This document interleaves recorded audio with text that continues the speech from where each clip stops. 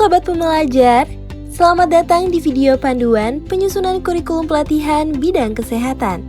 Video ini merupakan bagian ketiga dari rangkaian 6 video panduan yang disusun khusus untuk mendukung penyusunan kurikulum pelatihan bidang kesehatan di lingkungan Kementerian Kesehatan Republik Indonesia. Sobat Pembelajar, selama ini bagaimana Anda menentukan metode pembelajaran saat menyusun pelatihan?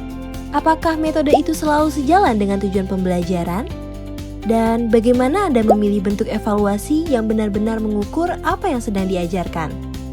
Jangan khawatir, melalui video ini kita akan bahas bersama mengenai ragam metode pembelajaran beserta jenis evaluasi hasil belajar. Setelah menonton video ini, Sobat Pembelajar diharapkan mampu menentukan metode pembelajaran dan evaluasi hasil belajar dalam pelatihan bidang kesehatan dengan tepat. Materi 1. Ragam metode pembelajaran berdasarkan ranah pembelajaran kognitif, afektif, dan psikomotor. Sobat Pembelajar, apakah Anda tahu apa itu metode pembelajaran? Metode pembelajaran merupakan cara atau teknik yang digunakan oleh pendidik atau instruktur dalam menyampaikan materi kepada peserta pelatihan dengan tujuan untuk membantu peserta memahami, menguasai, dan menerapkan pengetahuan atau keterampilan yang diajarkan. Dalam konteks dunia kesehatan, metode pembelajaran dapat dianalogikan seperti cara pemberian obat kepada pasien. Tujuan akhir dari pengobatan adalah kesembuhan pasien. Namun, cara pemberian obat bisa berbeda-beda tergantung pada kondisi pasien dan jenis penyakitnya. Ada yang diberikan secara oral, atau melalui suntikan, bahkan melalui infus. Pemilihan cara pemberian obat ini harus disesuaikan agar efektivitasnya optimal dan hasil yang diharapkan bisa tercapai. Demikian pula dalam proses pembelajaran. Tujuan pembelajaran adalah agar peserta pelatihan benar-benar memahami dan mampu menguasai kompetensi yang ditargetkan. Namun cara penyampaian materi dapat bervariasi. Pemilihannya perlu mempertimbangkan tujuan pembelajaran, karakteristik peserta, serta jenis materi yang diajarkan. Pemilihan metode juga perlu menyesuaikan domain pembelajaran, apakah itu kognitif, afektif, atau psikomotor. Sobat Pembelajar, terdapat berbagai macam metode pembelajaran berdasarkan ranah pembelajaran kognitif, afektif, dan psikomotor. Mari kita bahas. Ranah kognitif. Pertama, ceramah. Metode ini cocok untuk menyampaikan materi dasar secara lisan. Biasanya digunakan sebagai pengantar atau materi dasar. Kedua, diskusi kelompok. Peserta saling bertukar pikiran untuk memperdalam pemahaman dan menyamakan persepsi. Ketiga, studi kasus. Peserta diajak menganalisis dan memecahkan masalah melalui kasus nyata atau simulasi. Ranah afektif. Pertama, bermain peran atau role play. Metode ini mengajak peserta untuk memerankan karakter tertentu untuk melatih komunikasi, memberi feedback, atau memecahkan masalah. Fasilitator harus menyediakan skenario yang jelas dan terstruktur. Kedua, proyek kolaboratif. Peserta bekerja sama dalam proyek untuk membangun tanggung jawab dan keterampilan interpersonal. Dan yang ketiga, refleksi diri. Peserta diajak merenungkan pengalaman dan nilai diri guna membangun kesadaran emosional. Ranah psikomotor. Pertama, demonstrasi. Instruktur memperagakan keterampilan secara langsung. Peserta ikut mengamati dan mencoba. Metode ini cocok untuk teknik praktis. Kedua, praktik lapangan. Peserta menerapkan keterampilan di tempat nyata, seperti rumah sakit, agar siap menghadapi situasi yang sebenarnya. Ketiga, simulasi. Peserta berlatih meniru situasi kerja nyata seperti penggunaan alat medis atau penanganan kondisi darurat dengan alat yang sesungguhnya. Simulasi biasanya menggunakan alat asli untuk menciptakan pengalaman yang realistis. Materi 2. Jenis evaluasi dalam pelatihan berdasarkan ranah pembelajaran kognitif, afektif, dan psikomotor.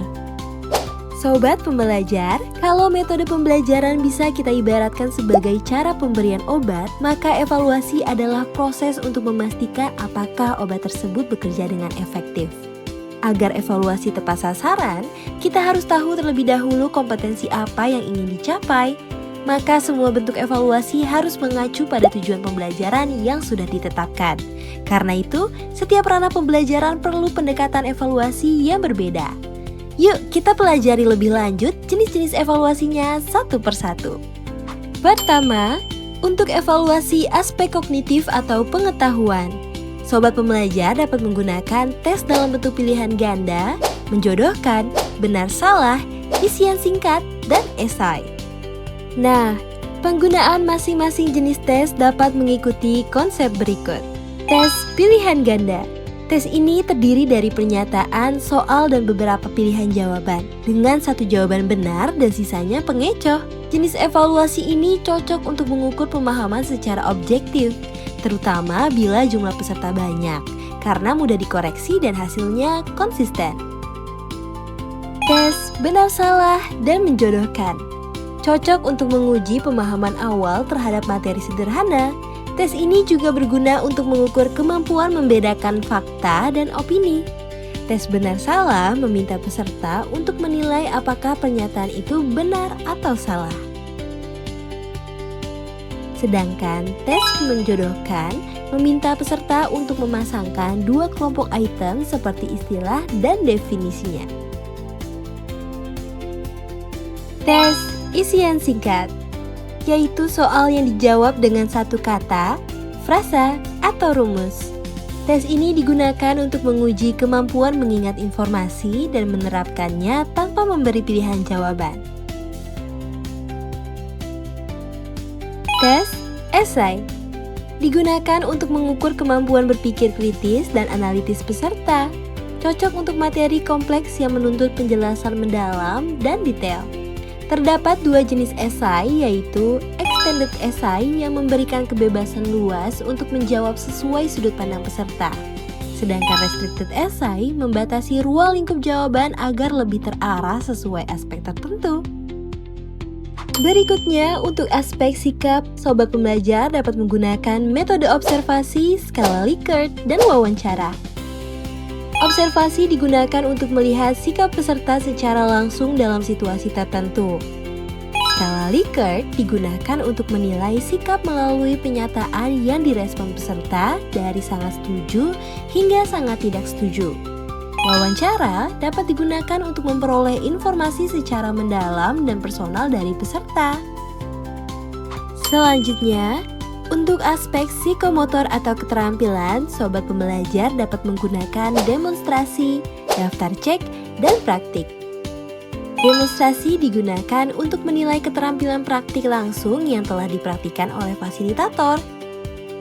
Daftar cek digunakan untuk menilai keterampilan yang melibatkan banyak langkah atau prosedur yang harus diikuti oleh peserta secara sistematis. Dan praktik digunakan untuk melakukan simulasi di lingkungan yang mendekati dunia nyata, di mana peserta melakukan keterampilan yang diajarkan. Materi 3. Contoh konkret kaitan tujuan pembelajaran, metode pembelajaran, dan metode evaluasi hasil belajar. Sobat pembelajar, pernahkah Anda menyusun pelatihan dengan tujuan menerapkan, tapi metode yang digunakan hanya ceramah? Apakah itu sudah tepat? Tentu tidak. Ceramah hanya efektif untuk mengingat atau memahami, bukan untuk menerapkan. Jika tujuannya adalah peserta mampu menggunakan pengetahuan dalam situasi nyata, maka metode pembelajarannya pun harus memberi ruang praktik, seperti demonstrasi, simulasi, atau praktik lapangan. Berikut contoh konkretnya. Tujuan: peserta mampu menerapkan teknik pemasangan infus perifer dengan benar. Maka metode pembelajarannya demonstrasi instruktur. Kemudian peserta mempraktikkan pada manekin. Lalu bagaimana evaluasinya? Apakah cukup dengan tes benar salah? Tentu tidak. Tes benar salah hanya mengukur pengetahuan, bukan keterampilan. Maka metode evaluasi yang sesuai untuk contoh tersebut adalah checklist keterampilan atau OSC. Dengan metode evaluasi tersebut, instruktur dapat menilai langsung tindakan peserta dengan indikator yang jelas, seperti urutan prosedur, ketepatan, dan kebersihan. Ingat, sobat pembelajar, tujuan harus sejalan dengan metode pembelajaran. Metode evaluasi harus sesuai dengan keterampilan yang diajarkan. Kini kita tahu bahwa pemilihan metode pembelajaran dan evaluasi harus disesuaikan dengan tujuan dan ranah pembelajaran. Apakah itu pengetahuan, sikap, atau keterampilan? Dengan menyelaraskan ketiganya, proses pelatihan akan menjadi lebih terukur dan menghasilkan kompetensi yang benar-benar dapat diterapkan di lapangan. Apakah sobat telah memahami bagaimana cara menentukan metode pembelajaran serta evaluasi hasil belajar yang sesuai? Nah, untuk lebih memperdalam pengetahuanmu, yuk kita pelajari materi berikutnya. Sampai jumpa di pembelajaran selanjutnya. Dah!